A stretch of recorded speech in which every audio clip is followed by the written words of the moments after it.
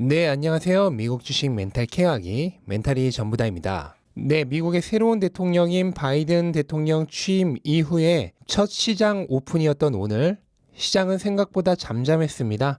대부분 보합권 정도에서 머물렀고 나스닥만 빅테크의 약진에 힘입어서 0.5% 상승을 하면서 마무리를 했습니다. 그도 그럴 것이 S&P 500이 지난 11월부터 오늘까지 거의 14% 넘게 상승을 했습니다. S&P 지수는 역사적으로 평균 1년에 10% 정도 상승을 하는데 3달도 안 된 사이에 14%나 상승을 했다는 것은 이미 어느 정도 시장의 가능성이 다 선반영이 되어서 올라 있다는 얘기이기 때문에 그만큼 추가적인 상승 여력은 없었다고 보시면 되겠죠. 특히나 블루웨이브로 인해서 지금 기업들의 법인세 인상 가능성이 상당히 있는 이 와중에도 주가가 나쁘지 않다는 것은 굉장히 놀라운 일이고요. 그 일면에는 상당한 비둘기파인 자넷 옐런이 재무부 장관에 오른 것도 일조를 한다고 보고 있습니다. 굉장히 공격적으로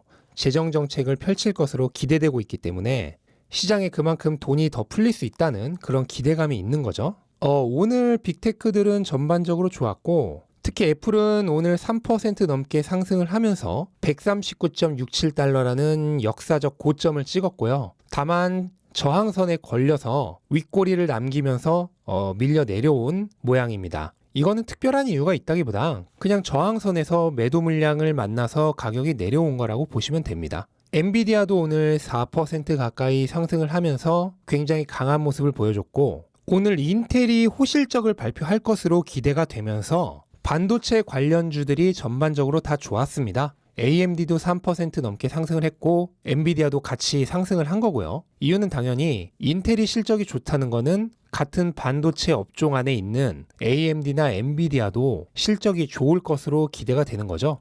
실제로 지금 삼성전자도 주가가 굉장히 많이 올라와 있잖아요. 반도체가 다시 한번 슈퍼사이클을 맞이하면서 지금 전반적으로 좋습니다. 그 기대감이 반영이 된 것이라고 볼 수 있고요. 다만 장이 마감하고 인텔이 실적 발표를 했는데 실적 자체는 시장의 기대치를 만족을 했지만 투자자들이 바랬던 정도는 아니었기 때문에 지금 애프터장에서는 약간 하락을 하고 있습니다. 그리고 넷플릭스는 어제 큰 상승의 반동으로 오늘은 1% 조금 넘게 하락을 했습니다. 하지만 뚫고 올라간 지난 저항선, 이제는 지지선이죠. 그 위에서는 버텨주는 모습을 보여줬기 때문에 아직 주가 흐름이 꺾였다고 얘기하기는 힘들다고 봅니다. 그리고 오늘 재생에너지 관련해서 그동안 좀 못 올랐던 애들이 많이 올랐습니다. 그동안 많이 오른 애들은 잠잠했는데 그동안 다른 애들 비해서는 별로 못 올랐던 애들이 많이 올랐고 당연히 테슬라도 그동안 많이 오른 애들에 포함이 되기 때문에 오늘 좀 잠잠했고요. 0.6% 정도 하락을 해서 마무리했는데 지금 완벽한 횡보를 하고 있죠. 근데 이거는 뭐 한 2주 정도 전부터 이미 예상을 했던 부분이잖아요. 당분간은 800대 중반에서 횡보를 하다가 실적 발표 기간에 맞물려서 다시 한번 재차 상승을 꾀할 거라고 이미 말씀을 드렸던 부분이고 그냥 그 움직임을 계속하고 있다고 보시면 됩니다. 저는 이 와중에도 테슬라를 한 주를 추가 매수를 했습니다.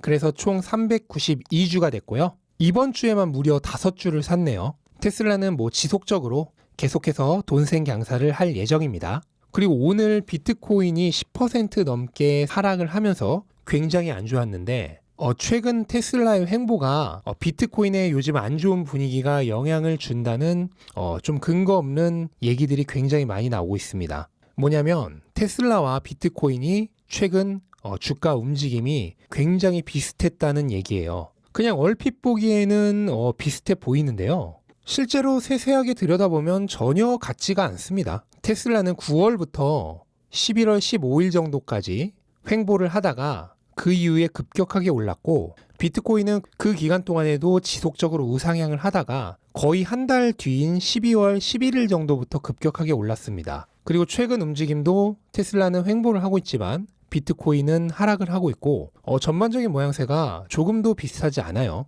그냥 많이 올랐다는 거 그거 하나만 비슷합니다. 근데 이거는 테슬라가 아니라 많이 오른 주식 아무거나 갖다 놔도 다 비슷합니다. 그래서 테슬라와 비트코인의 움직임이 비슷하다는 얘기는 저는 전혀 동의할 수가 없고요. 비트코인의 하락은 두 가지 정도 이유가 나오고 있는데, 첫째는 재무부 장관에 지명된 자넷 옐런이 청문회에서 미국의 의원들이 불법 활동에 비트코인을 사용을 한다는 얘기를 했어요. 그래서 향후 비트코인에 대한 제재가 있지 않을까 하는 그런 두려움이 첫 번째고, 또 두 번째로는 비트맥스라는 리서치 회사의 리서치에서 비트코인이 이중 지출이라는 중대한 결함이 있다고 얘기를 했습니다. 이중 지출이라는 건 뭐냐면 같은 비트코인을 다른 사람이 다시 한 번 더 사용을 할 수 있다는 겁니다. 즉 하나의 비트코인을 가지고 여러 사람이 쓸 수 있다는 거죠. 이거는 화폐로서는 치명적인 결함이고요. 화폐로서 아예 작용을 못하게 돼버리는 결함이기 때문에 만약 이게 사실이라면은 그거는 정말 치명적인 결함이 되고, 원래는 이제 블록체인 기술이 이거를 해결을 했다고 주장을 했던 거죠.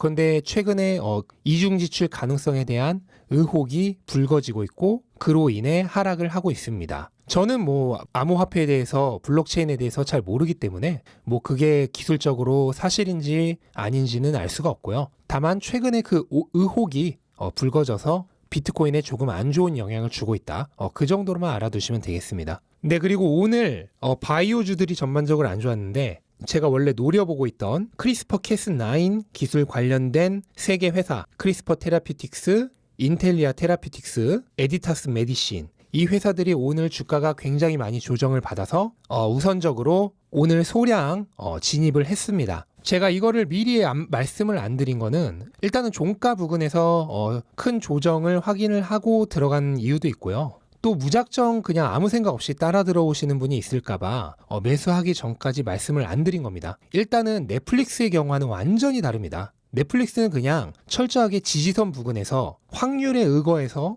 진입을 한 스윙 투자의 경우고요. 얘네들은 장기 투자를 생각을 하고 들어가는 거기 때문에 넷플릭스와는 완전히 상황이 달라요.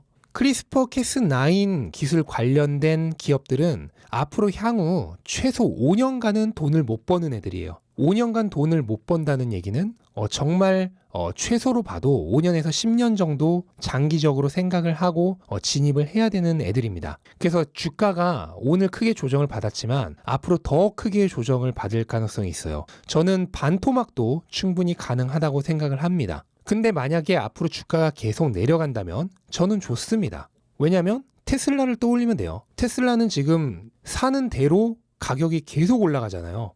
그리고 앞으로도 더 모아갈 건데 가격이 계속 올라가면은 제가 사는 가격도 계속 올라가기 때문에 하나도 좋은 게 아니죠. 근데 만약에 크리스퍼 캐스9 관련된 기업들은 앞으로 5년, 10년을 생각을 하고 모아갈 건데 가격이 내려간다면 오히려 더 좋은 거죠. 그래서 그런 생각으로 들어간 거기 때문에 절대 단기적으로 오를 거라 생각해서 들어가시려는 분들은 절대로 거래를 해서는 안 됩니다. 단기적으로 오르는 게 아니라 오히려 향후 수년간 횡보나 하락을 할 수도 있어요. 저는 오히려 그게 장기간 동안 더 싼 가격의 주식을 모을 수 있는 기회라고 생각을 해서 좋다고 생각을 해서 들어가는 거기 때문에 절대로 단기적인 상승을 바라보시고 매수를 해서는 안 되는 그런 분야의 기업들입니다. 단 아직 리서칭이 완전히 완료된 거는 아니고 우선은 소량으로 진입을 해서 리서칭을 하면서 계속해서 향후 거치를 정할 예정이고요. 공부를 해나가면서 확신이 더 들면은 비중을 확대할 것이고, 공부를 해나가다 보니 스토리가